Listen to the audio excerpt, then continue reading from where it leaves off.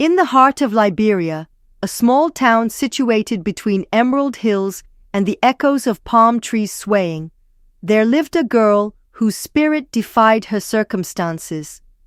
Her name was Bendu. The early mornings in her home smelled of charcoal fires and fried plantains.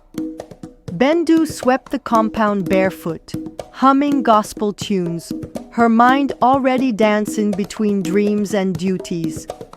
She was known for her brilliance.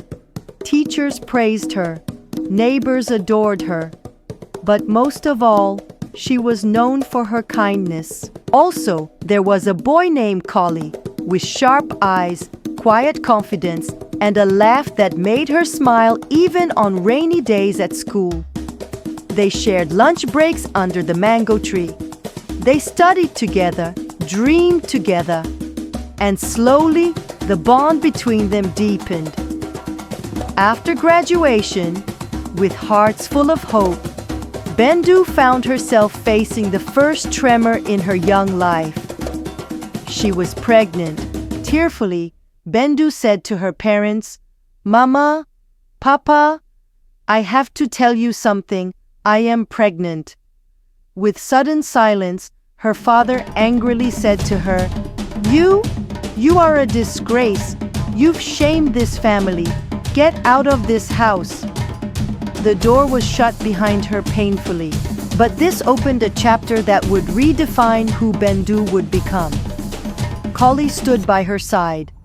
Together, they found a tiny room behind a dusty market with one window, one bed, and a leaking zinc roof. But it was home. Bendu, with her newborn tied on her back, began to cook.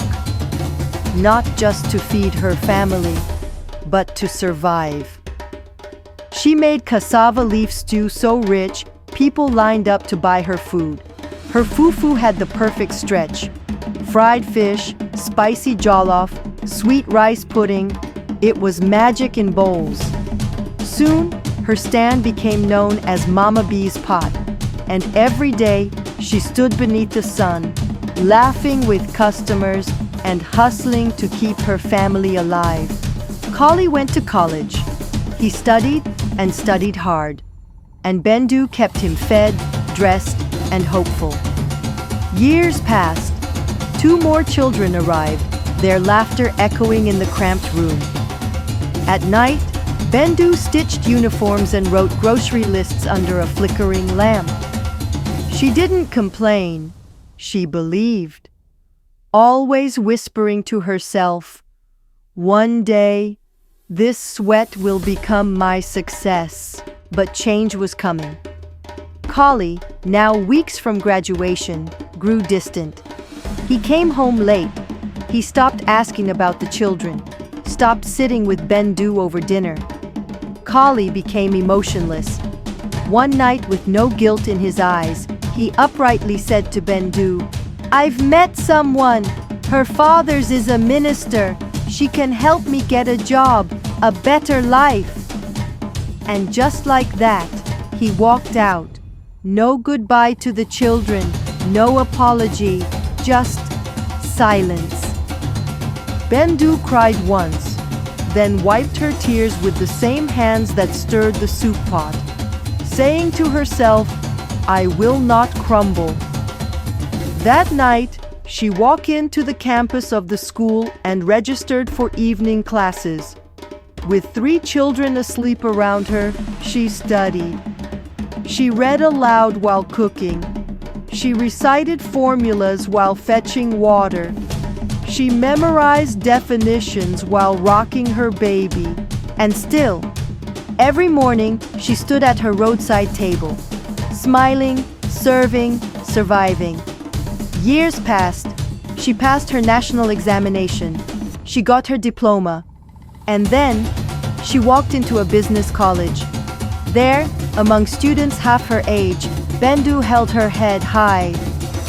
She was no longer a girl chasing dreams. She was a woman building an empire. And then came the moment her soul had long waited for. She opened her first restaurant. The decor was simple. The food, pure heart. Liberian delicacies with a modern twist. Bankers, students, tourists, they all came. Her story traveled faster than her stew. She hired single mothers, trained teen girls, and taught cooking workshops on Saturdays. Then came the university invitation. "Come tell your story," they said. "You are a symbol of success."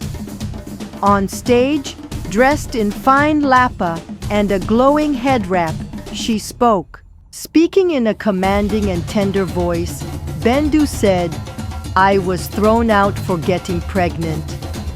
I raised 3 children while selling food. Today, I own 6 restaurants. But more importantly, I found my strength." And in the crowd was Kali. No fancy suit, no confident smirk, just a man burdened by regret. Kali slowly said to Bendu in a low voice, "Bendu, I was wrong. I left diamonds for dust."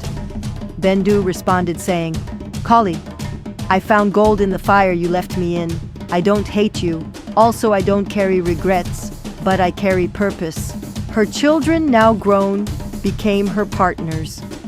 One managed the finances, another handled marketing. The youngest opened Mama Bees International in Ghana. She started a foundation for single mothers, paid tuition, donated food, gave hope. And every Sunday, under a kola tree, she told her story to young girls with fire in their eyes. When asked what drove her, she would pause, smile, and say, "Every betrayal is just a blessing in disguise. The world doesn't owe you love, but you owe yourself belief." This is not just Bendu's story. It is the story of every woman who has been underestimated, every mother who has carried pain like fire and turned it into light. Our cherished viewer, what is the moral lesson you've taken from this video? Please share your thoughts in the comments section. We'd love to hear your view. Thanks for watching News TV. For more inspiring African faith-based stories, don't forget to like, comment, and subscribe.